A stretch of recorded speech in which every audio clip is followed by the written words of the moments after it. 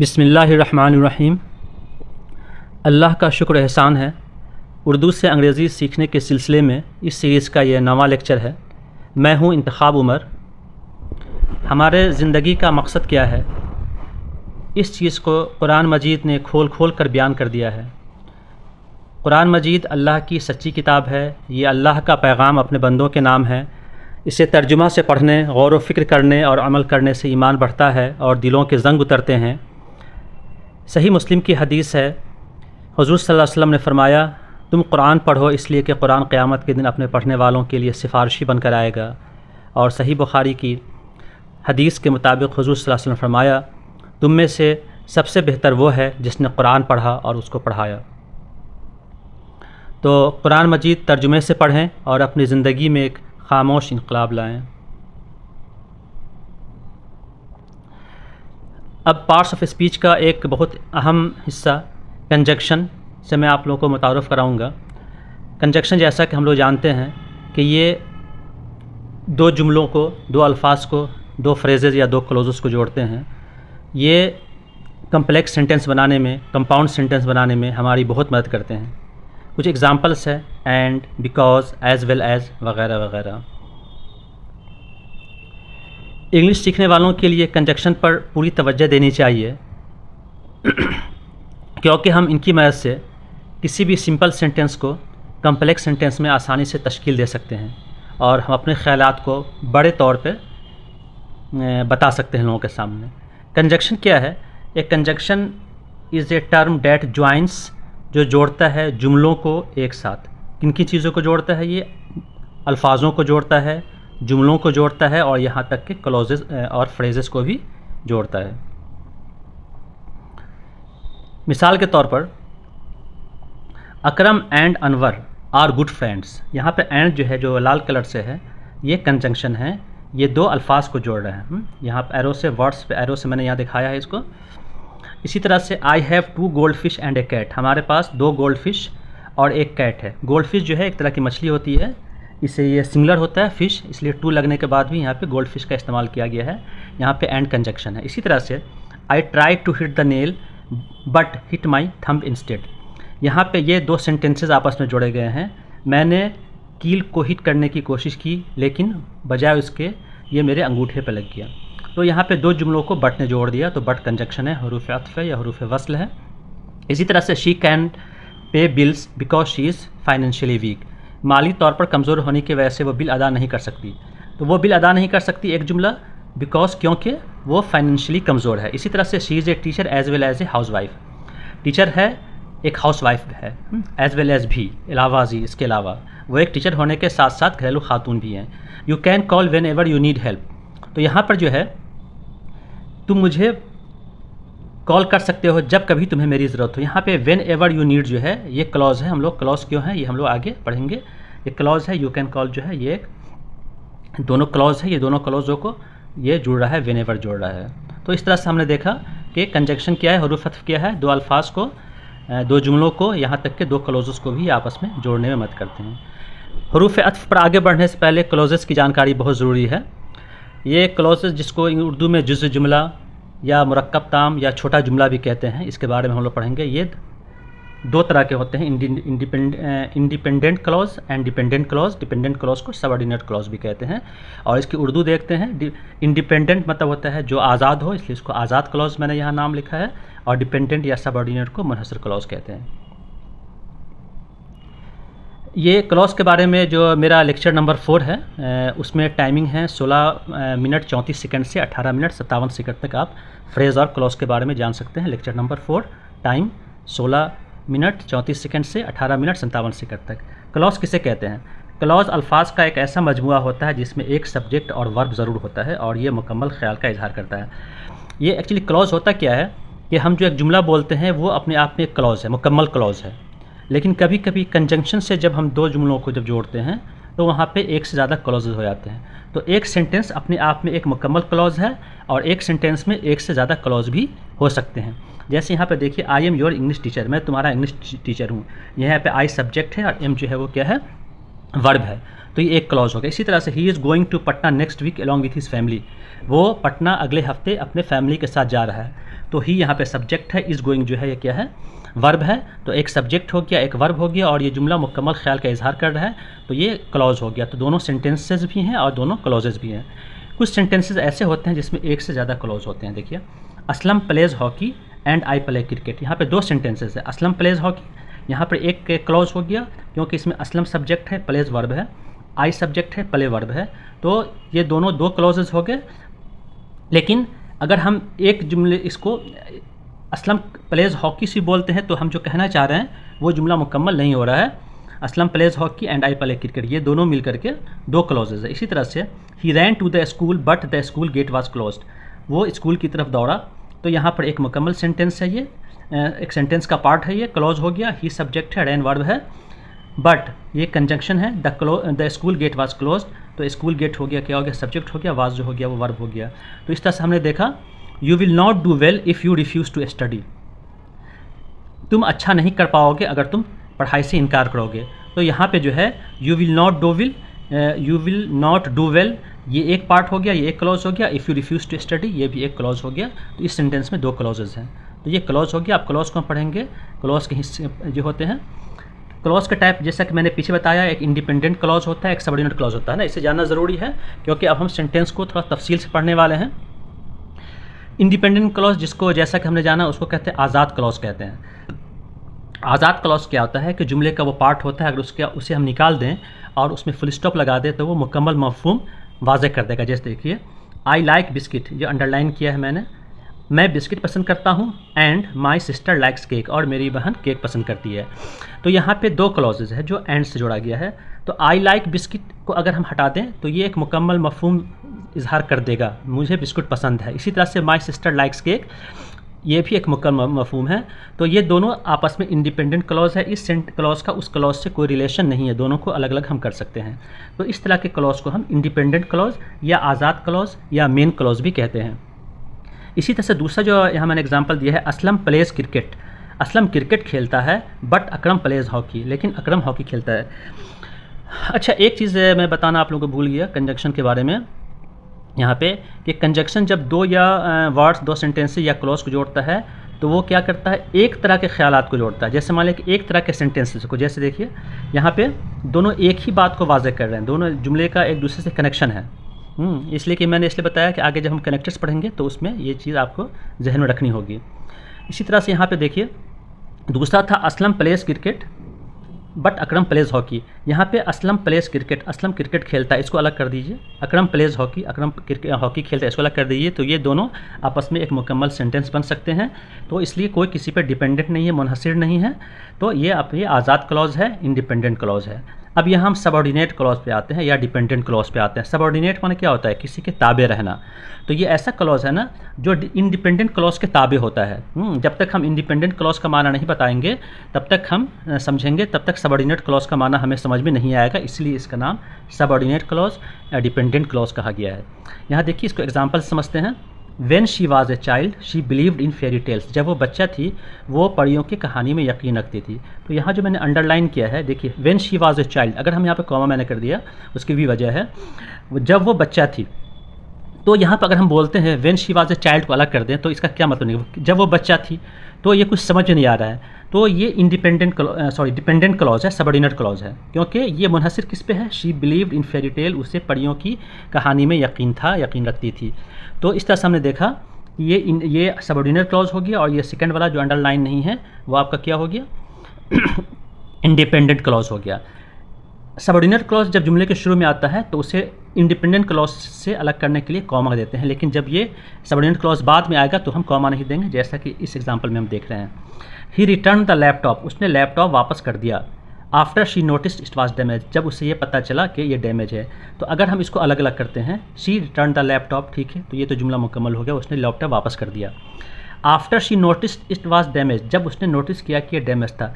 जब उसने नोटिस किया कि डैमेज था, ये क्लॉज है, क्योंकि शी है, सब्जेक्ट है, नोटिस्ड वर्ब है, क्लॉज है।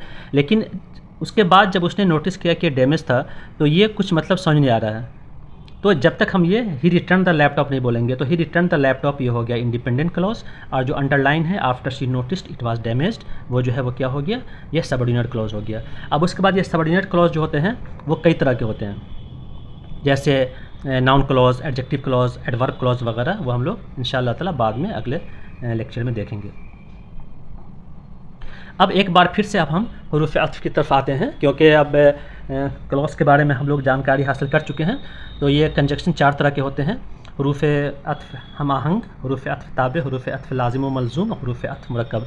इसे मैं बहुत मुख्तसर में आप लोगों को बताऊंगा, क्योंकि जस्ट आप लोगों का मकसद समझना है, ना कि ग्रामर की ज़्यादा जानकारी हासिल करनी। सिर्फ समझना है कि किस किस तरह के वर्ड्स इंग्लिश में आ सकते हैं एक दूसरे दो सेंटेंसेस को जोड़ने के लिए।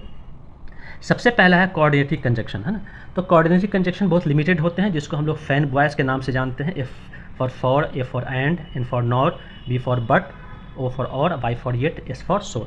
ये क्या करते हैं, ये हुरूफ अत्फ़ हम आहंग जो होता है, जो कोऑर्डिनेट करते हैं दूसरे को, दो सेंटेंसेस को, वो दो फ्रेजेस को जोड़ते हैं या दो आज़ाद क्लॉज को जोड़ते हैं। हमेशा याद रखिए, वो आज़ाद क्लॉज को जोड़ेंगे, सबऑर्डिनेट क्लॉज को नहीं जोड़ेंगे। देखिए यहाँ पे जो है, I stayed at home for I was tired, यहाँ पे ये दो सेंटेंसेस को जोड़ रहा है और दोनों इंडिपेंडेंट क्लॉज है। ध्यान से देखिए और समझिए। I like to run and swim, ये दो वर्ड्स को जोड़ रहा है ये conjunction. And he neither plays cricket not football, वो ना तो क्रिकेट खेलता है ना ही फुटबॉल खेलता है, ये भी दो वर्ड्स को जोड़ा है, क्रिकेट और फुटबॉल को। ये नाइदर जो होता है के बाद हमेशा वर्ब जो है वो क्या आता है, प्लूरल आता है, ध्यान रखेंगे। नाइदर के बाद प्लेज आया है। इसी तरह से I am fond of playing sports but not watching them, तो प्लेइंग स्पोर्ट्स, वाचिंग देम, ये दो फ्रेजेज हैं, ये फ्रेजेस को बट जोड़ रहा है। इसी तरह you can have the blue pen और the red pen, blue pen red pen phrases है, ये दो फ्रेजेस को जोड़ रहा है। और the weather was cold yet bright and sunny, the weather was cold जो है ये एक सेंटेंस है, ब्राइट एंड सनी ये एक फ्रेज है, ये एक सेंटेंस और एक फ्रेज को जोड़ रहा है। It was raining so I took an umbrella, ये जो है सो आई टुक एन अम्ब्रेला जो है ये आज इंडिपेंडेंट क्लॉज है। इट वाज रेनिंग जो है ये भी इंडिपेंडेंट क्लॉज है, ये दोनों इंडिपेंडेंट क्लॉज को जोड़ रहा है। तो ये कोऑर्डिनेटिव कंजक्शन जो है, ये दो अल्फाज, दो सेंटेंसेस, दो फ्रेजेस या दो इंडिपेंडेंट क्लॉज को आपस में जोड़ता है। ठीक है। अब ये हुरूफ अत्फ़ ताबे, सबऑर्डिनेट कंजक्शन, हम लोगों ने पीछे सबऑर्डिनेट क्लॉज पढ़ा था। तो एक्चुअली सबऑर्डिनेट कंजक्शन जिसमें आ जाता है वो सबऑर्डिनेट क्लॉज बन जाता है, बस इतना ही समझना है। यहाँ देखिए, इसको मिसाल से समझते हैं। I read the newspaper because it interest me, मैं न्यूज़पेपर पढ़ता हूँ क्योंकि इसमें मेरी दिलचस्पी है। तो ये बिकॉज जो हो गया ये सबऑर्डिनेट कंजक्शन हो गया, और ये बिकॉज इट इंटरेस्ट मी जो हो गया ये सबऑर्डिनेट क्लॉज हो गया। अगर हम ये कहते हैं बिकॉज इट इंटरेस्ट मी, क्योंकि इसमें मेरी दिलचस्पी है, तो ये कुछ समझ नहीं आता। जब हम पढ़ते हैं कि पूरा सेंटेंस पढ़ते हैं, I read the newspaper because it interest me, तो इस तरह से ये हुरूफ अत्फ़ ताबे है, क्योंकि ये आई रीड द न्यूज़पेपर पर ये वाला क्लॉज डिपेंड करता है। इसलिए जो इस क्लॉज डिपेंडेंट क्लॉज को जो कंजक्शन जोड़ता है, उस कंजक्शन को सबऑर्डिनेटिंग कंजक्शन या हर्फ अत्फ़ ताबे कहते हैं, जैसा कि मीनिंग से ही ये वाज़े है। एक हर्फ अत्फ़ ताबे एक मुनहसर क्लॉज को एक आज़ाद क्लॉज से जोड़ता है, और ये मुनहसर क्लॉज जो है ये मुकम्मल तरीके से आज़ाद क्लॉज पर मुनहसर होता है, और दोनों आज़ाद क्लॉज के बाद ही इसका मुकम्मल मफ़हूम, ये जुमला मुकम्मल मफ़हूम देता है। कुछ कंजक्शन देखिए, जो जब ये किसी क्लॉज के पहले आएंगे तो वो सबऑर्डिनेट क्लॉज होंगे। After, because, if, that, though, although, unless, as, when, where, while, till. ठीक है। अब देखिए, पीछे जो मैंने हुरूफ अत्फ़ ताबे सबऑर्डिनेट कंजक्शन और बताया था, उससे कुछ सेंटेंस समझते हैं। ये जितना भी अंडरलाइन है वो सारा का सारा इंडिपेंडेंट क्लॉज है, और जो ये जो कलर में है वो यहाँ मैंने दो कलर दिया है, हाँ? ठीक है। तो ये जो रेड कलर से है वो सारा का सारा जो है वो कंजक्शन है, सबऑर्डिनेट कंजक्शन है। एज, और ये जो as he was not there, इस तरह के जुमले हैं वो पूरा का पूरा सबऑर्डिनेटिंग क्लॉज हो जाएंगे। और अंडरलाइन जो किया हुआ है ये इंडिपेंडेंट क्लॉज है ना। ठीक है, समझ में आ गई होगी बात। As he was not there I spoke to his brother, चूँकि वो वहाँ नहीं था मैंने उसके भाई से बात किया। तो यहाँ पर चूँकि एज जो है ये कंजंक्शन है subordinate. Since you say so I must believe it, चूँकि आप ऐसा कहते हैं मुझे यकीन करना चाहिए। You will pass if you work hard, आप पास कर जाएंगे अगर आप हार्ड वर्क करेंगे। Tell me that I will come, कह दीजिए कि मैं आऊँगा। यहाँ पर के जो हो गया, डैट जो हो गया, ये हर्फ अत्फ़ ताबे है। ही फिनिश्ड फर्स्ट दो ही बिगैन लेट, उसने पहले ख़त्म कर दिया गर्चे उसने देर से शुरू किया था। दो माने गर्चे। Will you wait till I return, क्या आप वेट करेंगे जब तक कि मैं लौटता हूँ। I waited for my friend until he came, मैंने अपने दोस्त का इंतज़ार किया कि जब तक कि वो आ नहीं गया। तो आपने क्या देखा कि यहाँ पे जितने भी रेड कलर से हैं वो सारे के सारे हुरूफ अत्फ़ ताबे हैं, और उसके बाद ये जो इस कलर से हैं जो ये पूरा सेंटेंस जो है सबऑर्डिनेटिंग क्लॉज है, और अंडरलाइन जितने भी हैं ये इंडिपेंडेंट क्लॉज हैं। अब तीसरा जो है कंजक्शन का टाइप जो है, जिसे हम लोग कोरिलेटिव कंजक्शन कहते हैं, ये आम तौर से क्या होते हैं, जैसा कि हम लोग उर्दू का मीनिंग देखते हैं, हर्फ अत्फ लाजिम व मलजूम, मतलब कि एक दूसरे के लिए लाजिम व मलजूम है, वो ज़रूरी है एक दूसरे के, तो वो एक जैसे क्लॉजेज या फ्रेजेस को जोड़कर मुकम्मल मफहूम देते हैं। तो अगर सिंगुलर सब्जेक्ट है एक के साथ तो दूसरा भी सब्जेक्ट सिंगुलर ही आएगा, और एक का सब्जेक्ट प्लूरल है तो दूसरा का भी प्लूरल ही आएगा। इसे हम ध्यान में रखना है। जैसे देखिए यहाँ मिसाल के तौर पर इधर और, चाहे ये या वो, यहाँ पर वो जोड़ दीजिए, इधर टेक इट और लीव इट, चाहे इसे लीजिए या छोड़ दीजिए। हाँ, नीदर नॉर, नाइदर नॉर ही बोलते हैं। It is neither mine nor yours, ये ना तो मेरा है ना आपका। तो यहाँ पे जो है इधर के बाद टेक आया है, वर्ब आया है प्लूरल, यहाँ पर लीव प्लूरल ही आएगा। Neither, it is neither mine nor yours, both के बाद साथ एंड लगता है, तो बोथ और एंड जो है ये कोरिलेटिव कंजक्शन है। बोथ के साथ एंड लगेगा, इधर के साथ और लगेगा, नीदर के साथ नॉर लगेगा, वेदर के साथ और लगता है। और यहाँ मैंने इसका मीनिंग जो है यहाँ मैंने लिख दिया है, we both love and honour him, हम दोनों उसे मोहब्बत और इज़्ज़त करते हैं। वेदर और, I don't care whether you go और स्टे, तो देखा हमने वेदर के साथ और लग रहा है, मुझे परवाह नहीं चाहे आप जाएँ या रुकें। Not only but also, not only is he foolish but also obstinate, ना सिर्फ ये कि वो बेवकूफ़ है बल्कि ज़िद्दी भी है। रादर दैन जो है ये एक्चुअली प्रेफरेंस देता है, किसी एक चीज़ का प्रेफरेंस दूसरे पर प्रेफरेंस देता है।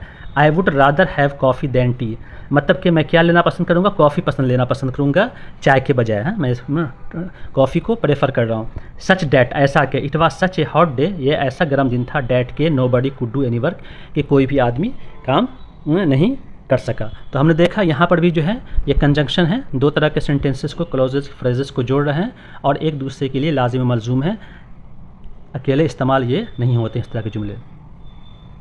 और लास्ट में है कंपाउंड कंजक्शन या हर्फ अत्फ मुरक्कब। तो जैसे कि कंपाउंड से ही मालूम हो जाता है कि ये एक वर्ड नहीं होते हैं, ये ग्रुप ऑफ वर्ड्स होते हैं, होंगे कंजक्शन ही, ये भी जोड़ेंगे दो सेंटेंस दो फ्रेजेस को, लेकिन एक वर्ड में नहीं आएगा, जैसे इन ऑर्डर टू, के लिए, ऑन कंडीशन डैट, इस शर्त पर के। ठीक है, तो ये रेड कलर से जो है ये हरूफ अत्फ मुरक्कब है, यहाँ मीनिंग है। अब इसका मैं मीनिंग आप लोगों को बता देता हूँ। He skipped lunch in order to go shopping, वो शॉपिंग जाने के लिए उसने खाना लंच छोड़ दिया। You can go out on condition that you take an umbrella, इस शर्त पर आप बाहर जा सकते हैं कि एक छाता ले लीजिए। Try your best even if the task seem difficult, अपना बेहतर कीजिए, बेहतरीन कीजिए, भले ही आपको ये टास्क मुश्किल लगे। I stepped aside so that she might come in, मैं एक साइड हो गया ताकि वो अंदर आ सके। ही इज़ वेलकम, वो खुशामदेद है। Provided that he behaves well, बशर्ते कि वो अच्छा बिहेव करे। It looks as though you are ill, ऐसा लगता है मानो तुम बीमार हो। I will do it as soon as I can, जूँ ही जैसे ही मैं इसे करूँगा, जूँ ही मैं इसे कर सकता हूँ, जितना जल्दी मैं इसे चाहूँ तो एज सुन एज, जितना जल्दी इसका मीनिंग होता है जूँ ही जैसे ही। ठीक है, I will do it as soon as I can, मैं इसे कर लूँगा जितना जल्दी मैं इसे कर सकता हूँ। ठीक है, तो हम लोगों ने क्लॉजेस देख लिया और उसके बाद कंजक्शन देख लिया। अब जो है हमें सेंटेंसेस को समझने में पढ़ने में बहुत आसानी हो जाएगी। अब कुछ स्ट्रक्चर्स हैं एंड वर्ड पावर हैं।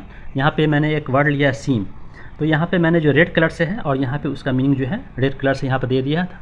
आप लोगों को समझने में बहुत आसानी होगी।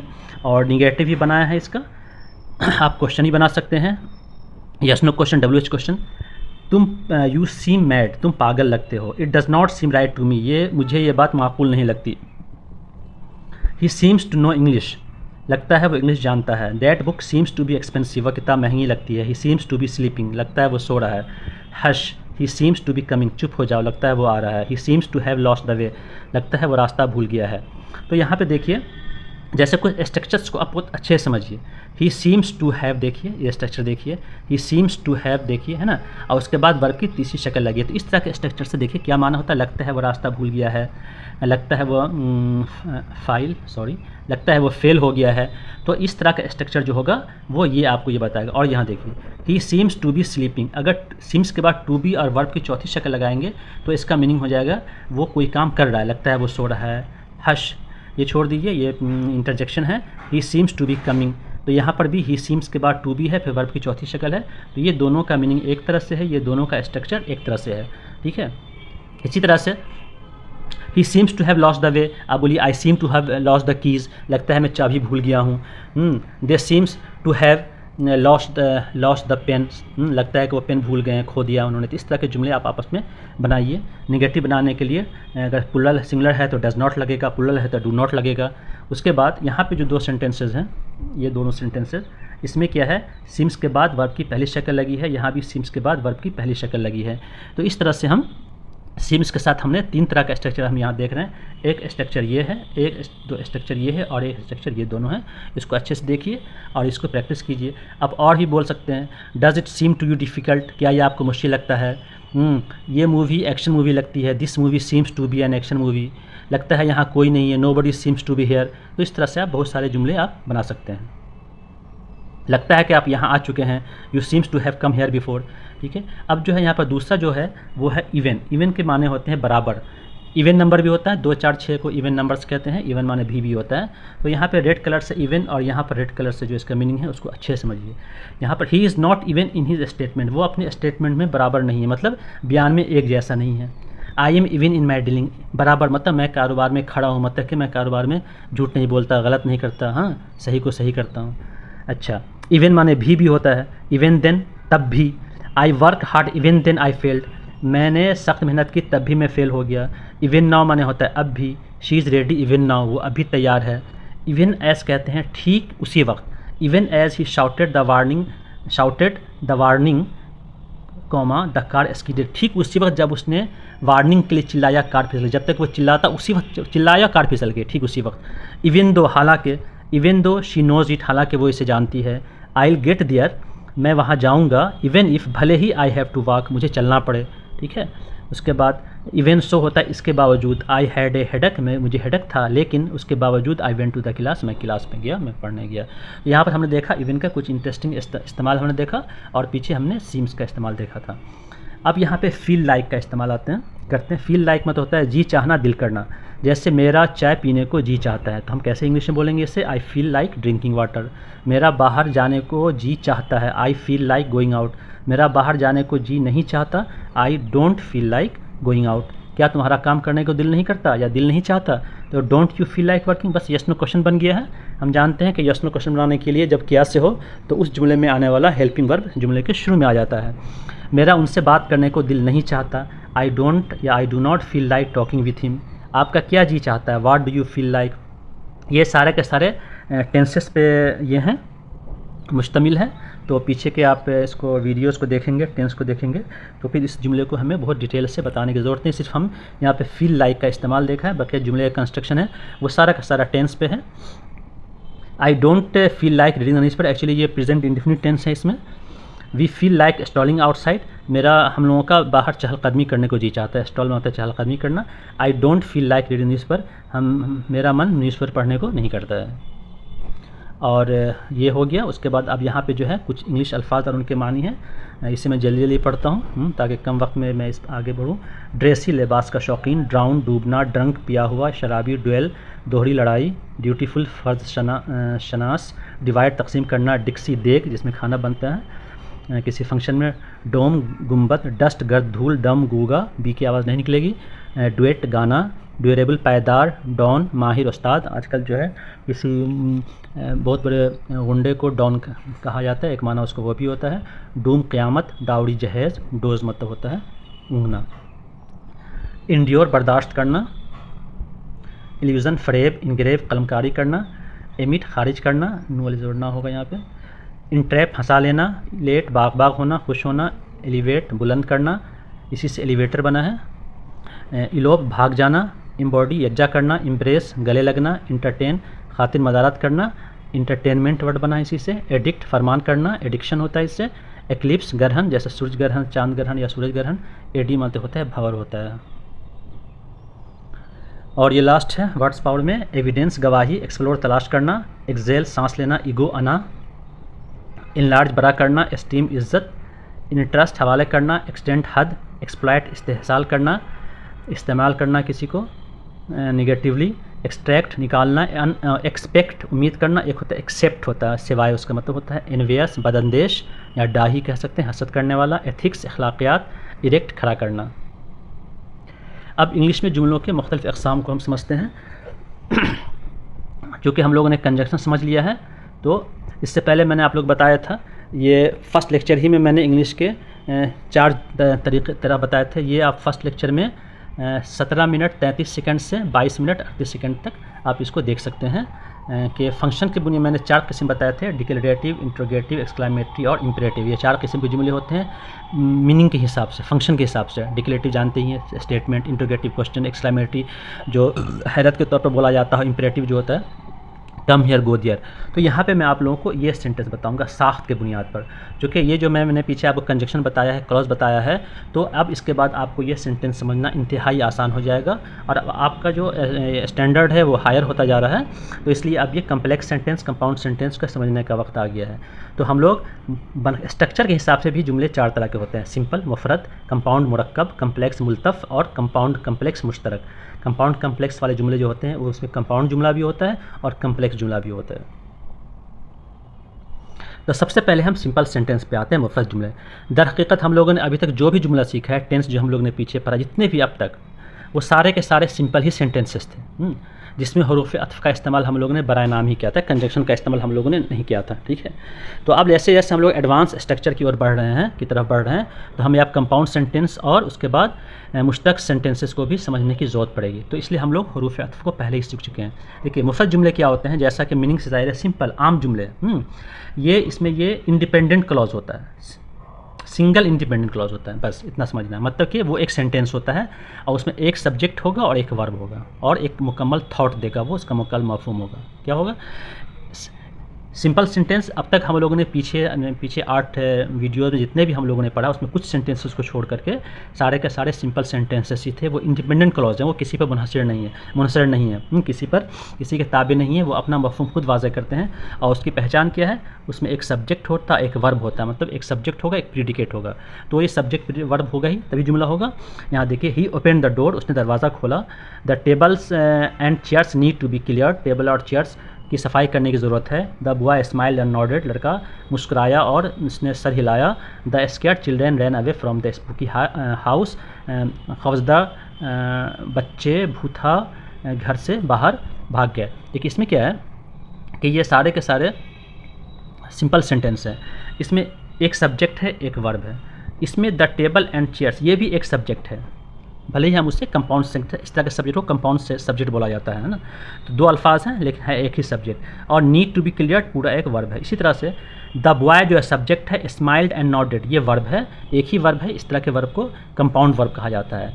और यहाँ पे जो है द स्केयर्ड चिल्ड्रेन, खौफजदा बच्चे, ये पूरा का पूरा सब्जेक्ट है। और रैन अवे जो है ये पूरा का पूरा क्या है? वर्ब है। तो इस तरह के सेंटेंसेस जो इसमें एक सब्जेक्ट एक वर्ब हो और मुकम्मल तरीके से वो आज़ाद हो, किसी पर मुनहसर ना हो, वो क्लॉज एक सेंटेंस हो सकता है, एक क्लॉज होता है, वो सिंपल सेंटेंस कहलाते हैं। सिंपल सेंटेंस और देखिए, he bought a new pencil. इसी तरह से हम बोल सकते हैं I am writing a letter, या हम बोल सकते हैं she is writing a letter and listening to music. तो इस तरह के सेंटेंसेस जो है वो सिंपल सेंटेंसेज हैं। अब दूसरा नंबर आता है, ये आता है मुरक्कब जुमले, कंपाउंड सेंटेंस। तो कंपाउंड सेंटेंस पीछे हमने जो सिंपल सेंटेंस पढ़ा, 2 सिंपल सेंटेंसेस को आप जोड़ दीजिए, ये आपको क्या कहलाएंगे? ये आपको कंपाउंड सेंटेंसेस कहलाएंगे। ठीक है, यहाँ पे ये कुछ गड़बड़ हो गया। ठीक है, मैं इसे आप लोग को समझा देता हूँ। यहाँ पे कंपाउंड सेंटेंसेस जो होते हैं वो 2 या ज़्यादा इंडिपेंडेंट क्लॉज होते हैं। तो दोनों जो है इसमें एक्चुअली होता क्या है कि सिंपल क्लॉज होते हैं ये। सॉरी, इसको मैं तो ठीक कर लूँ ज़रा सा। तो यहाँ पे क्या होता है कि 2 सिंपल सेंटेंसेस, यानी 2 सिंपल सेंटेंस मतलब इंडिपेंडेंट क्लॉज, 2 इंडिपेंडेंट क्लॉज होते हैं। और वो जो कोऑर्डिनेटिव कंजक्शन है, जिसको फैन बॉयज़ के नाम से जानते हैं, जो पीछे हम लोगों ने पढ़ा है, फॉर, एंड, और, बट, और, येट, सो, इससे जुड़े रहते हैं। तो कंपाउंड सेंटेंस क्या होते हैं? ये भी एकदम ईजी है, ये भी सिंपल सेंटेंसेस हैं, बस इसमें एक सिंपल सेंटेंस ना होकर 2 या 2 से ज़्यादा सिंपल सेंटेंसेस होते हैं, इससे जुड़े रहते हैं। जैसे Akram wrote a letter but forgot to post, Akram ने ख़त लिखा लेकिन उसे पोस्ट करना भूल गया। तो यहाँ पर जो है अकरम रोट अ लेटर, जो अंडरलाइन है, जितने भी अंडरलाइन हैं वो सब अलग अलग क्लॉजेज हैं। तो अकरम रोट अ लेटर एक क्लॉज है, फॉरगॉट टू पोस्ट एक क्लॉज है, और इस दोनों इंडिपेंडेंट हैं। दोनों को अगर हटा देंगे तो एक मुकम्मल मफ़हूम निकल जाएगा। यहाँ पे बट जो है ये आपका कोऑर्डिनेटिंग कंजक्शन है। और ये जो जुमला बन रहा है, चूँकि 2 सेंटेंस इसमें एक साथ मिले हैं और दोनों इंडिपेंडेंट है, इसलिए ये सेंटेंस कंपाउंड सेंटेंस कहलाएगा। कंपाउंड सेंटेंस में कम से कम 2 इंडिपेंडेंट क्लॉज होंगे, 2 से ज़्यादा हो सकते हैं। इसी तरह से she open the door and looked outside, उसने दरवाज़ा खोला, बाहर देखा। It was late yet I was not tired, देर हो गई थी फिर भी मैं थका नहीं था। It was raining so I took an umbrella, बारिश हो रही थी इसलिए मैंने छाता ले लिया। Zia felt cold for it was snowing, Zia ने ठंडक महसूस की क्योंकि जो है वो क्या है, बारिश हो रही थी। तो कभी कभी कंपाउंड सेंटेंस बनाने के लिए हम सेमी कॉलन का इस्तेमाल भी करते हैं, कॉमा का इस्तेमाल भी करते हैं, ठीक है। और ये जो फैन बॉयज़ हैं इसमें से किसी एक वर्ड का इस्तेमाल फॉर, एंड, और, बट और येट सो का भी इस्तेमाल होता है। अब जो लास्ट तीसरा जो है वो है मुल्तफ जुमले। मुल्तफ जुमले जो है कम्प्लेक्स सेंटेंस कहलाते हैं। आपको याद होगा कि पीछे हम लोगों ने आप लोगों को सब ऑर्डिनेट कंजक्शन बताया था। सब ऑर्डिनेट कंजक्शन क्या होता है कि वो जिस क्लॉज में जुड़ता है ना, वो क्लॉज सब ऑर्डिनेट क्लॉज बन जाता है। जुमले का पार्ट होता है लेकिन वो मेन क्लॉज पे मुनहसर होता है। तो मुल्तफ जुमलों को आगे यहाँ पे कुछ आपको मैं मुल्तफ जुमले का एग्जांपल देता हूँ। देखिए ये जो है कुछ मुल्तफ जुमले हैं। After, because, if, that, though, although, unless, as, when, where, while, till, before, etcetera, ठीक है। इसे हम हटा देते हैं। अब देखिए यहाँ पे सबसे पहले हम इंडिपेंडेंट क्लॉज जो होते हैं, सॉरी कम्प्लेक्स सेंटेंस जो होते हैं, इसमें एक इंडिपेंडेंट क्लॉज होगा और एक से ज़्यादा डिपेंडेंट क्लॉज होगा। मतलब इंडिपेंडेंट क्लॉज एक होगा और उसके बाद फिर डिपेंडेंट क्लॉज होंगे। और ये डिपेंडेंट क्लॉज किस चीज़ से जुड़े रहते हैं, शुरू होते हैं, वो सबऑर्डिनेट कंजक्शन से। तो पहले मैं आप लोगों को सबऑर्डिनेट कंजक्शन को एक बार फिर से रिपीट करता हूँ। ये सारे का सारा सबऑर्डिनेट कंजक्शन है, ये सारे के सारे सबऑर्डिनेट कंजक्शन है। बिकॉज क्योंकि, इन केस की हालत में, दो गरचे, डैट जो, एज सुन एज जैसे ही, आफ्टर बाद, यहाँ पे आफ्टर आ गया, अगर, इफ़ अगर, ऑल दो गरचे, अनटिल जब तक के नहीं, एज लॉन्ग एज जूजू जब तक के जैसे ही, बिफोर पहले, इवन इफ़ यहाँ तक के अगर। तो ये कम्प्लेक्स सेंटेंस जो है जोड़ने में ये सबऑर्डिनेटिव कंजक्शन काम आते हैं, ठीक है। आगे बढ़ते हैं। अब कुछ मिसालों समझते हैं। देखिए यहाँ जो मैंने सेंटेंस बताया है इसमें एक रेड कलर से है, दूसरा अंडरलाइन, ब्लैक कलर से अंडरलाइन है। तो ये अंडरलाइन जो है ध्यान रखिए, ये इंडिपेंडेंट क्लॉज है। तो हमने बताया था कि कम से कम एक इंडिपेंडेंट क्लॉज होगा और एक से ज़्यादा डिपेंडेंट क्लॉज होगा। तो रेड कलर में जितने भी ये सारे के सारे डिपेंडेंट क्लॉजेज हैं, ठीक है, जितने के सारे ये डिपेंडेंट क्लॉजेज, ठीक है। और डिपेंडेंट क्लॉज में जो कंजक्शन आया है ना, ये सब ऑर्डिनेट कंजक्शन है, विच, एज, अनटिल, इफ़। उम्मीद है कि बात समझ में आ गई होगी। यहाँ पे एक बात और मैं समझाता चलूँ कि ये जो सबऑर्डिनेटिव क्लॉज है, जो सबऑर्डिनेटिव कंजक्शन शुरू होता है, इसका मफहूम डिपेंड करता है इस मेन क्लॉज पे। अगर हम बोलें which was kept in the cupboard, जो कि अलमारी में रखा हुआ था, तो इससे कुछ मतलब समझ नहीं आता है। लेकिन अगर हम बोलते हैं आई फाउंड माई फुटबॉल, मुझे अपना फुटबॉल मिल गया जो कि अलमारी में रखा हुआ था, तो यहाँ पर ये मुकम्मल मफहूम जो है, कंप्लीट थॉट पता चलता है। तो इससे हमने क्या देखा कि सबऑर्डिनेट क्लॉज जो होता है वो डिपेंडेंट होता है किस पे, इंडिपेंडेंट क्लॉज पे। और ये सबऑर्डिनेट क्लॉज जो जिस कंजंक्शन से स्टार्ट होता है उस कंजंक्शन को सबऑर्डिनेट कंजंक्शन कहते हैं, ठीक है। ये आपका कम्प्लेक्स सेंटेंस है। कम्प्लेक्स सेंटेंस में क्या होता है कि एक इंडिपेंडेंट क्लॉज होता है, ये इंडिपेंडेंट क्लॉज है, ये इंडिपेंडेंट क्लॉज है, ये इंडिपेंडेंट क्लॉज है, ये इंडिपेंडेंट क्लॉज है, और ये डिपेंडेंट क्लॉज है, ये डिपेंडेंट क्लॉज है, ये डिपेंडेंट क्लॉज है, ये डिपेंडेंट क्लॉज है, ये डिपेंडेंट क्लॉज है। डिपेंडेंट क्लॉज जो जुमले के शुरू में होता है तो वो कॉमा लगा देते हैं, ठीक है। अब आगे पढ़ते हैं।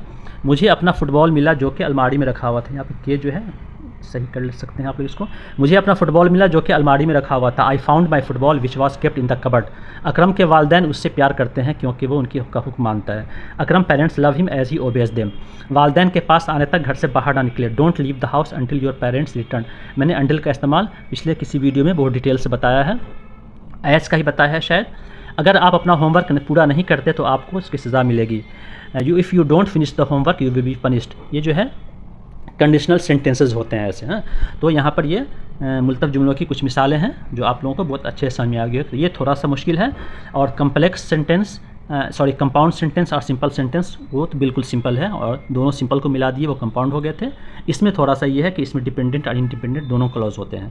और पिछले दो जो सेंटेंस बताए थे स्ट्रक्चर, उसमें दोनों सिंपल ही सेंटेंस यानी इंडिपेंडेंट क्लॉज ही होते हैं। इसमें डिपेंडेंट प्लस इंडिपेंडेंट होता है ना, D clause plus independent clause, दोनों क्लॉजेज होते हैं।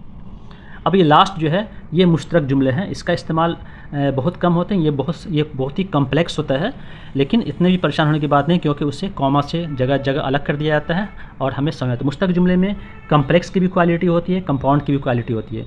तो पीछे हमने देखा कम्प्लेक्स सेंटेंस में कितने इंडिपेंडेंट क्लॉज थे, 1। इसमें क्या होता है, 2 इंडिपेंडेंट क्लॉज या 2 से ज़्यादा होता है, मिनिमम 2 होने चाहिए। और डिपेंडेंट क्लॉज एक या एक से ज़्यादा चाहिए, मतलब कि इंडिपेंडेंट क्लॉज कम से कम 2 होना चाहिए, ध्यान रखें। हाँ, 2 ऐसे जुमले जो बिल्कुल डिपेंडेंट ना हो किसी पे, एकदम आज़ाद होना चाहिए, 2 या 2 से ज़्यादा। लेकिन जो सबऑर्डिनेट ताबे जुमले होते हैं वो एक कम से कम होना चाहिए, एक से ज़्यादा होगा तो भी चलेगा। देखिए इसमें मैंने सिर्फ 3 ही स्टेटमेंट बताया है। I really don't care if you don't like me, है ना। देखिए इसको बताता हूँ, I really don't care if you don't like me, for I don't spend my energy on things that I can not control. इसका मतलब क्या हो गया कि मैं सचमुच केयर नहीं करता हूँ अगर आप मुझे पसंद नहीं करते, क्योंकि मैं अपनी एनर्जी को उन चीज़ों पर ज़ाय नहीं करता जो मैं जिस पर मैं कंट्रोल नहीं कर सकता। तो यहाँ पे जो फिर पिछले ही सेंटेंस की तरह जो अंडरलाइन हैं ये सारे के सारे इंडिपेंडेंट हैं। I really don't care full stop अगर कर दें, मैं बिल्कुल परवाह नहीं करते, कंप्लीट सेंटेंस है, तो ये इंडिपेंडेंट क्लॉज है। For I don't spend my energy on things, ये भी आपको I don't spend my energy on things, ये भी इंडिपेंडेंट क्लॉज है। आई कांट कंट्रोल, मैं कंट्रोल नहीं, ये भी इंडिपेंडेंट क्लॉज है। तो इसमें 3 इंडिपेंडेंट क्लॉज हैं। और ये इफ़ यू डोंट लाइक जो है ये आपका डिपेंडेंट क्लॉज है। If you don't like me, अगर आप मुझे पसंद नहीं करते तो ये जुमले का मफहूम नहीं निकल रहा है जब तक कि हम आई रियली डोंट केयर ना बोलें। तो ये इसमें आपको 3 इंडिपेंडेंट क्लॉज हैं और यहाँ पे एक डिपेंडेंट क्लॉज है। तो इस तरह के जुमले को हम लोग बोलते हैं कम्प्लेक्स कंपाउंड सेंटेंस। इसी तरह से यहाँ पे दूसरा एग्जाम्पल है, I know that you were wrong and you can not change, मैं जानता हूँ तुम गलती पर थे और तुम खुद को तब्दील नहीं कर सकते। तो यहाँ पे आई नो ये इंडिपेंडेंट क्लॉज है, एक सब्जेक्ट एक वर्ब है, मैं जानता हूँ, जुमला कंप्लीट हो सकता है यहाँ पे। तो एक इंडिपेंडेंट क्लॉज ये हो गया और एक इंडिपेंडेंट क्लॉज ये हो गया, और यहाँ पे डैट यू वर रॉन्ग ये डिपेंडेंट क्लॉज है। तो 2 इंडिपेंडेंट क्लॉज हैं और एक डिपेंडेंट क्लॉज है, तो ये मुश्तक जुमला हो गया आपका। इसी तरह तीसरा है, when I reached home nobody was there so I called mom who was at work. जब मैं घर पहुँचा क्या हुआ, जब मैं घर पहुँचा तो क्या हुआ, सेंटेंस कंप्लीट नहीं है, मतलब ये डिपेंडेंट क्लॉज है। तो एक डिपेंडेंट क्लॉज है, डिपेंडेंट क्लॉज जब जुमले के शुरू में आएगा तो कॉमा लगा देंगे। नोबडी वॉज देयर, वहाँ कोई नहीं था, ये इंडिपेंडेंट क्लॉज हो गया। सो इसलिए आई कॉल्ड मॉम, मैंने मॉम को कॉल किया, ये भी इंडिपेंडेंट क्लॉज है। हु वाज एट वर्क, जो कि काम पे थी। तो यहाँ पे जो रेड कलर से है वो दोनों डिपेंडेंट क्लॉज है, और जो अंडरलाइन और ब्लैक से है ये इंडिपेंडेंट क्लॉज है। तो यहाँ पे 2 डिपेंडेंट क्लॉज 2 इंडिपेंडेंट क्लॉज है। तो ये आपका कॉम्प्लेक्स कंपाउंड सेंटेंस होता है। हमने देखा कि सेंटेंस को हम 4 तरह से हम बना सकते हैं। एक तो सिंपल सेंटेंस, एक सब्जेक्ट एक वर्ब के साथ। इसको हम फिर पीछे से एक दफ़ा फिर बहुत जल्दी मैं आप लोग बताता हूँ। एक हो गया सिंपल सेंटेंस जिसमें बस सिंपली एक सब्जेक्ट और एक वर्ब होता है। उसके बाद दूसरा हो गया कंपाउंड सेंटेंस जिसमें 2 इंडिपेंडेंट क्लॉज होगा जो कि फैन बॉयज़ या कॉमा या सेमी कोलन से जुड़ा हुआ होता है। और उसके बाद तीसरा होता है कॉम्प्लेक्स सेंटेंस जिसमें एक इंडिपेंडेंट क्लॉज होता है और एक से ज़्यादा डिपेंडेंट क्लॉज होता है। और चौथा होता है कॉम्प्लेक्स कंपाउंड सेंटेंस जिसमें कम से कम 2 इंडिपेंडेंट क्लॉज होंगे और एक या उससे ज़्यादा डिपेंडेंट क्लॉज होंगे। और यहाँ याद रखें कि practice makes a man perfect. आप सिर्फ मेरे वीडियोस को देखकर इंग्लिश नहीं सीख सकते, आपको करना क्या है, प्रैक्टिस करना है। इंग्लिश बोलने की, इंग्लिश सुनने की लिसनिंग, इंग्लिश बोलने की स्पीकिंग, इंग्लिश पढ़ने की रीडिंग, इंग्लिश लिखने की राइटिंग। LSRW का ध्यान रखिए और इसे आप अपने आदत में अपने प्रैक्टिस में रेगुलर रखिए। इससे इंशाअल्लाह ताला बहुत जल्दी आपको इंग्लिश लिखने, बोलने, सुनने, समझने सब कुछ आ जाएगी। यहाँ पे अब हम अगले कुछ स्लाइड्स में लेट का इस्तेमाल, एक स्लाइड में, दूसरे स्लाइड में स्टिल लेट का इस्तेमाल और तीसरे में एल्स और अदरवाइज़ का इस्तेमाल बताएंगे। उसके बाद कुछ वर्ड्स मीनिंग भी बताएंगे साथ में। आगे बढ़ते हैं। लेट अस या लेट्स इसको लिखते हैं। अगर ये होते इसका मफहूम होता आओ करें या आओ करते हैं। तो ये बहुत ही ईजी है, यहाँ मैंने कलर से भी कर दिया है दोनों तरफ, तो इससे आप लोगों को समझने में बहुत आसानी होगी। देखिए, आओ सैर के लिए चलें, let's go for a walk. आओ मिलकर खेलें, लेटस प्ले टुगेदर। लेटस के बाद वर्ब की पहली शक्ल लगती है। आओ कुछ देर इंतज़ार कर लेते हैं, let's wait for some time. आप लेटस बोलें या लेट्स बोलें चलेगा। आओ अजायब घर चलते हैं, let's go to the museum. आओ बाहर चलें, लेट्स गो आउटसाइड। आओ आप अपना वक्त बर्बाद ना करें, let's not waste our time. आओ उसके रवानगी तक इंतज़ार करें, let's wait till his departure. आओ डॉक्टर से मशवरा करें, लेटस कंसल्ट द डॉक्टर। तो ये लेट का इस्तेमाल बहुत कॉमन है और आप लोग में से अक्सर लोग इसे जानते भी होंगे। अब लेट का यहाँ दूसरा इस्तेमाल देखते हैं। ये कॉजेटिव वर्ब है, यहाँ पे कॉजेटिव सेंटेंस होता है। कोई काम करना नहीं है, करने देना होता है। तो उस सेंस में लेट का माना यहाँ पर दो, देना, करने दो। इसका स्ट्रक्चर होता है, पहले सब्जेक्ट होता है, उसके बाद तब लेट होता है, लेट के बाद ऑब्जेक्ट होता है, फिर वर्ब की पहली शक्ल होती है। वो जितना बुरा कर सकता है उसे करने दो, let him do his worst. तो यहाँ पे सब्जेक्ट नहीं आया है, सब्जेक्ट यू है। ये हम किसी को कह रहे हैं, you let him do his worst, वो जितना तुम उससे करने दो वो जितना बुरा कर सकता है। तो यहाँ पे यू छिपा हुआ है लेकिन सब्जेक्ट है। Let him do his worst, वो जितना बुरा कर सकता है उसे करने दो। मुझे सूरत हाल वाज़ह करने दो। लेट मी क्लियर, यहाँ भी यू सब्जेक्ट है, वो हिडन है। Let me make the point clear, उसने मुझे ये सीखने नहीं दिया। He didn't let me learn it, यहाँ पे निगेटिव है तो डिड नॉट हो गया। उसने मुझे पैसे ना देने दिए। ही डिडंट लेट मी पे, तुम मुझसे सोने क्यों नहीं देते। Why don't you let him sleep, उन्होंने हमें मज़ा नहीं करने दिया। He didn't let us enjoy.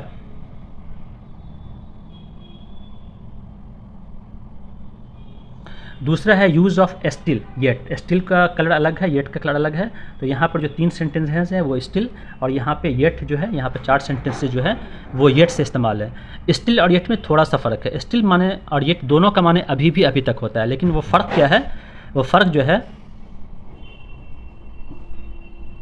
Still का इस्तेमाल जो होता है वो कोई चीज़ जारी है और अभी तक ख़त्म नहीं हुआ है। ठीक है, ध्यान रखिए। स्टिल का इस्तेमाल क्या होता है, कोई चीज़ अभी तक जारी है और वो ख़त्म नहीं हुआ है। जैसे आर यू स्टिल स्टडिंग, क्या तुम अभी तक पढ़ रहे हो। लेट्स गो आउट, चलो बाहर चलते हैं, और चलो बाहर चलते हैं। तो मतलब उसकी पढ़ाई जो है जारी है ना, और अभी भी ख़त्म नहीं हुआ है। और ये येट जो होता है कि वो चीज़ शुरू ही नहीं हुआ है अभी। ठीक, तो ख़त्म कैसे होगा। तो दोनों में बहुत डिफरेंस है। और दूसरा फ़र्क क्या है कि ये जो स्टिल जो होता है ये स्टेट पॉजिटिव सेंटेंस में होता है, और येट जो होता है वो निगेटिव और क्वेश्चन में इस्तेमाल किया जाता है। ठीक है, ये ध्यान रखिए। Are you still studying, let's go out, क्या तुम अब तक स्टडी करो, चलो बाहर चलते हैं। तो यहाँ पे ये काम शुरू हो चुका है लेकिन ख़त्म नहीं हुआ है, लेकिन उम्मीद है कि जल्दी ख़त्म हो जाएगा। इसका एक मतलब ये भी होता है।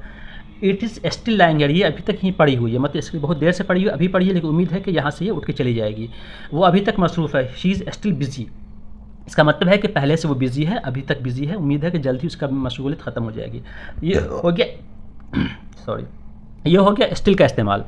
और येट का होता है अभी तक वो काम शुरू ही नहीं हुआ है, ये निगेटिव में और क्वेश्चंस में होता है। हैवेंट यू लेफ्ट येट, तुम अब तक गए नहीं, यू विल बी लेट, तुम देर हो जाओगे। He didn't learn English yet, उसने अभी तक इंग्लिश नहीं सीखी, उसने अभी तक मुझसे बात नहीं की। She didn't talk with me yet, क्या तुम्हें अभी तक समझ नहीं आई, didn't you understand it yet. तो इस तरह से हम लोगों ने स्टिल और येट का इस्तेमाल देखा, बहुत आसान है। और सेंटेंस का स्ट्रक्चर जो है वो आपको टेंस को एक बार फिर से रिवाइज करना होगा। फिर अभी यहाँ पर टेंस पे मेरा कोई फोकस नहीं है, सिर्फ और सिर्फ अल्फाज पे फोकस है। इसी तरह से यहाँ पर 2 और अल्फाज आ रहे हैं, एल्स एंड अदरवाइज। दोनों का मीनिंग वरना होता है, लेकिन दोनों में स्लाइट डिफरेंस है। एल्स का इस्तेमाल जो होता है ना, जब हम किसी को वार्निंग देते हैं, धमकी देते हैं, या निगेटिव सेंस में गलत होने वाला होता है, तो वहाँ पे एल्स का इस्तेमाल करते हैं। और अदरवाइज़ का इस्तेमाल जो होता है वो आप किसी के साथ भी कर सकते हैं, किसी भी नतीजा के तौर पर अदरवाइज़ का इस्तेमाल हो सकता है, लेकिन ख़तरनाक नतीजा जो होगा उसका धमकी होगी, उसके लिए हम और एल्स का इस्तेमाल करते हैं, तो वो जुमला ज़्यादा इम्फेटिक हो जाता है। जैसे देखिए, वॉक केयरफुली और else you will fall, carefully चलें नहीं तो वरना आप गिर जाएंगे, यहाँ पे ख़तरा हो सकता है, आपकी चोट लग सकती है। रन अवे फ्रॉम हियर और else the police will get out, यहाँ भी जो है ये बहुत ही वार्निंग टाइप से है कि भाग जाओ यहाँ से, नहीं तो पुलिस से, वरना पुलिस तुम्हें पकड़ लेगी। टर्न द हीट डाउन और else it will burn, heat कम कर दो, फ्लेम कम कर दो, नहीं तो ये जल जाएगा। तो यहाँ पर तीनों जो थे और एल्स का इस्तेमाल था। अदरवाइज़ देखिए, hurry up otherwise he will go, जल्दी करो नहीं तो वो चला जाएगा। Get ready हरीडली otherwise I will leave you home, तैयार हो जल्दी से, नहीं वरना मैं तुम्हें घर छोड़ दूंगा। आई विल लीव यू, मैं तुम्हें छोड़ दूंगा, घर पे ही छोड़ दूंगा। मीट हिम टुडे, उनसे आज मिल लीजिए। Otherwise he will never talk to you, नहीं तो आपसे कभी बात नहीं करेगा। तो इस तरह से हमने एल्स और अदरवाइज़ का इस्तेमाल देखा। अब यहाँ पे कुछ फिर अल्फाज हैं। इन्फोर्स नाफिज करना, स्टॉप ESTOP स्टॉप टोकना, रोकना। इनगल्फ निगलना, इवेट बचना, इन्हेंस बढ़ाना, इवेजन हीला टालमटोल, एनलिस्ट भर्ती करना, इनफोल्ड लपेटना। देखिए यहाँ पे नो हार्म का कुछ इस्तेमाल देखिए, नो हार्म मतलब नुकसान नहीं, तो इसे उर्दू में कोई हर्ज नहीं के लिए हम लोग इस्तेमाल करते हैं। जैसे there is no harm in staying here, यहाँ रुकने में कोई हर्ज नहीं है। और अगर इससे हम क्वेश्चन कर दें, WH क्वेश्चन, क्या हर्ज है, व्हाट इज़ द हार्म। जैसे वाट्स इज़, यहाँ पर इस 2 दफ़ा आ गया, what is the harm in going there, वहाँ जाने में क्या हर्ज है। या इससे क्वेश्चन से भी कर सकते हैं, इज़ देयर एनी हार्म, क्या कोई हर्ज है। Is there any harm in sleeping outside, क्या बाहर सोने में कोई हर्ज है।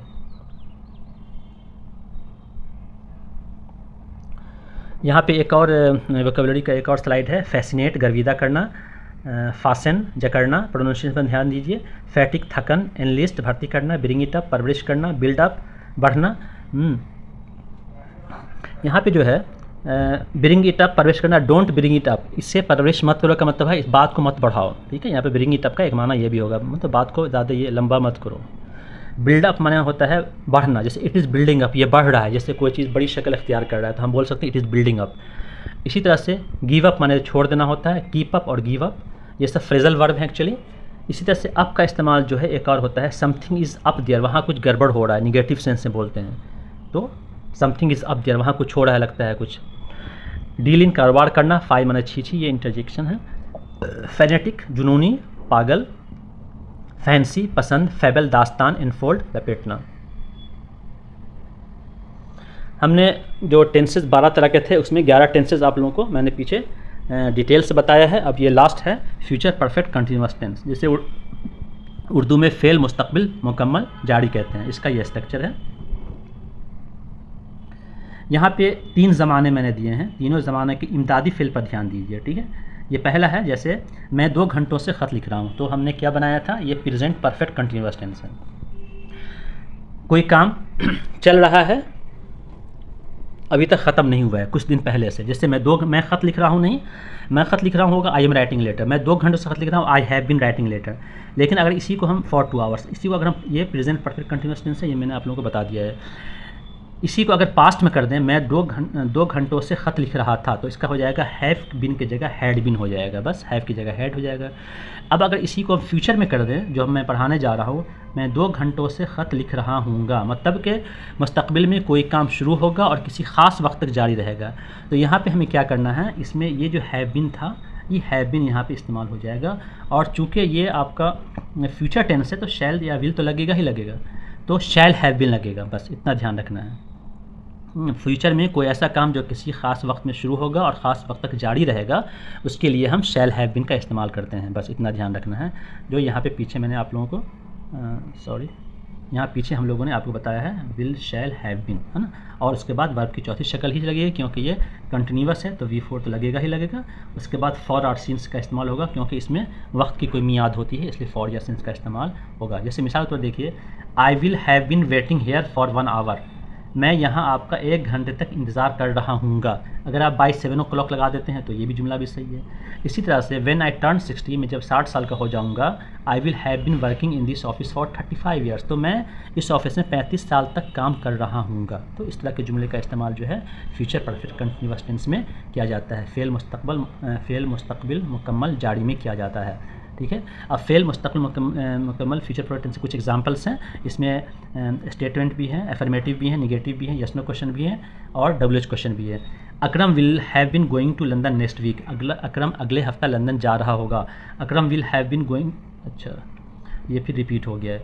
I won't have been eating potatoes for 2 months, मैं 2 महीनों तक आलू नहीं खा रहा हूँगा। Why will they have been displaying a movie tonight, वो आज रात मूवी क्यों दिखा रहे होंगे। The children will have been studying in the room for 3 hours, बच्चे कमरे में 3 घंटों तक पढ़ रहे होंगे।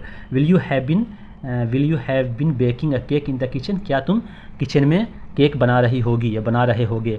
My friend will have bin enjoying the holidays, मेरे दोस्त छुट्टियां मना रहे होंगे। अभी मैं यहाँ बैठा हूँ, रिकॉर्ड कर रहा हूँ आप लोगों के लिए, और मेरे दोस्त जो हैं वो छुट्टियां मना रहे होंगे, ठीक है। इस तरह के जुमले को हम बोल सकते हैं।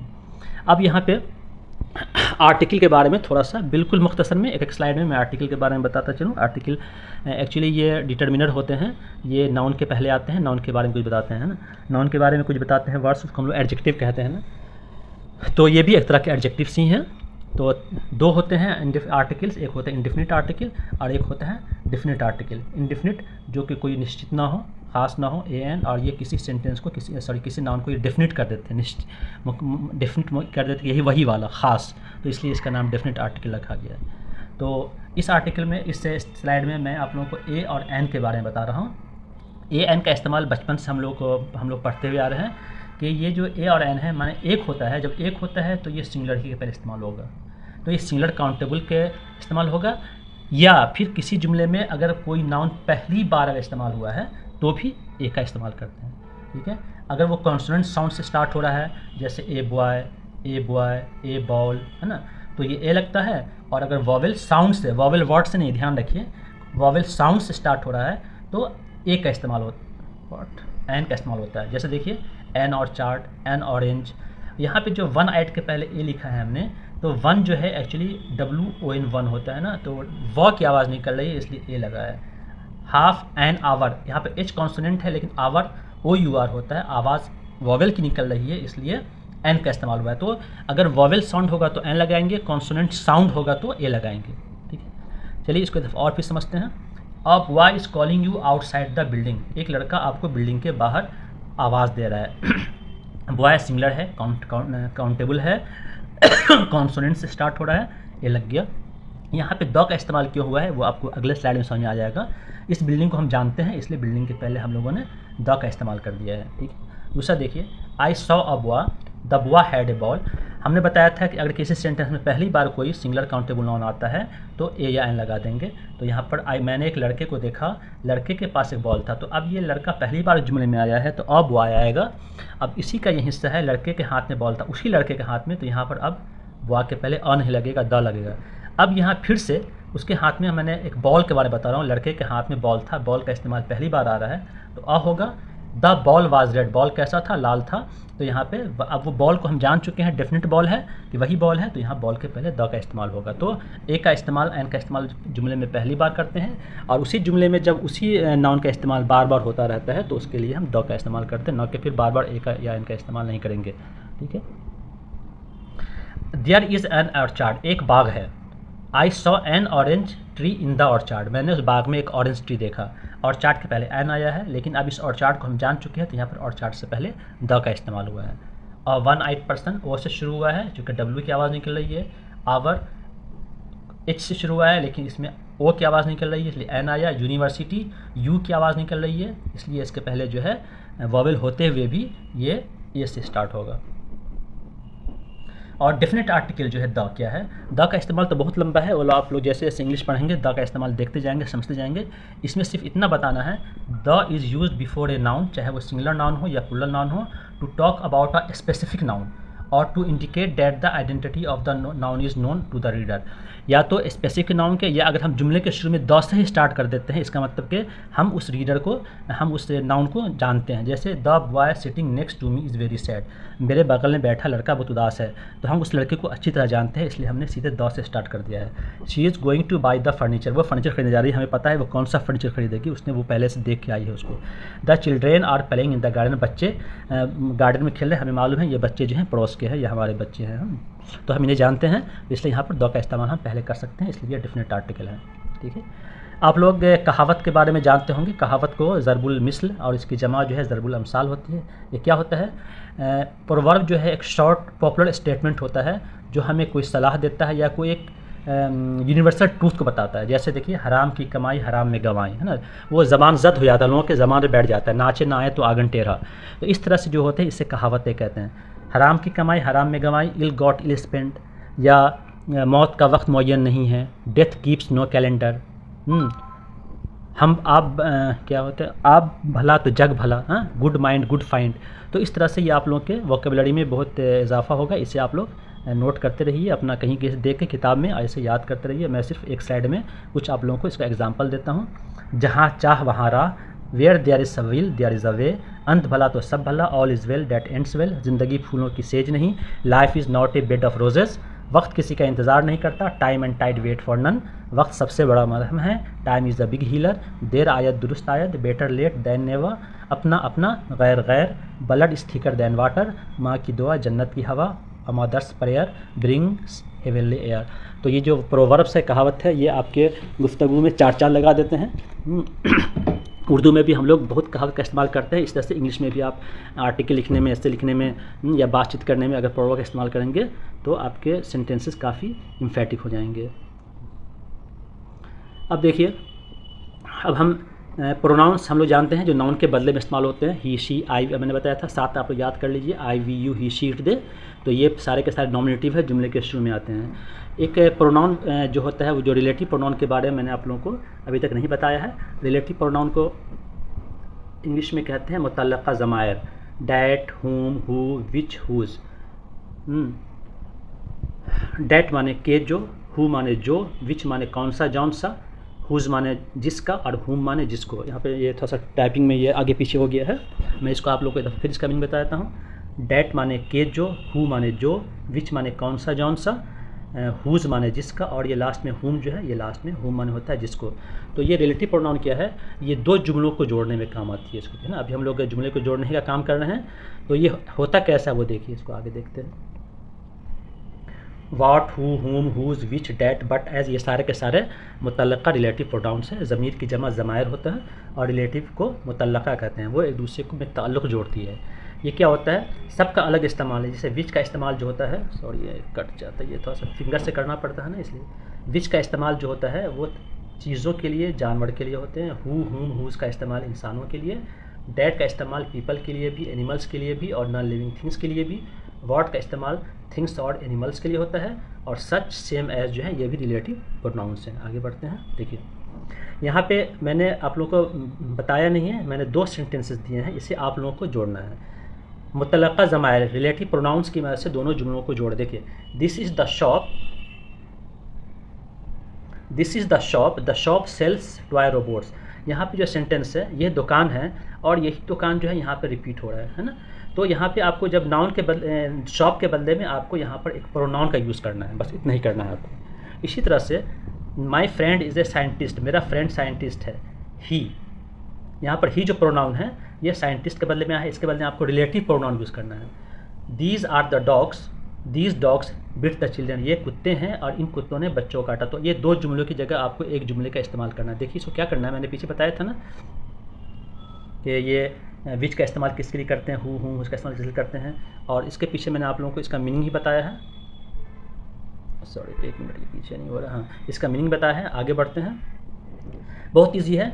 दिस इज़ द शॉप, यहाँ पर रोबोट्स थिंग्स है ना, तो ये वो दुकान है जो रोबोट बेचती है। तो यहाँ पे द शॉप की जगह पर क्या हो जाएगा, विच होगा। तो ये सेंटेंस क्या हो जाएगा, this is the shop which sells toy robots. आगे बढ़ते हैं। My friend is a scientist, मेरा फ्रेंड एक साइंटिस्ट है। ही स्टडीज़ प्लांट, वो प्लांट्स के बारे में मुताला करता है। मेरा एक दोस्त है जो, पीछे हु था तो यहाँ पे हम जोड़ देंगे my friend is a scientist, he को हटा के हम क्या कर देंगे, हु कर देंगे। My friend is a scientist who studies plant. इसी तरह से दीज आर द डॉग्स, ये कुत्ते हैं जो, विच, जिन्होंने बच्चों को काट लिया। तो यहाँ पर दिस डॉग को हटाइए, यहाँ पर विच लगा दीजिए, फुल स्टॉप हटा दीजिए। इसी तरह से दिस इज़ द बॉय, ये लड़का है जिसकी ज़िंदगी, हुज लाइफ, बचा ली गई।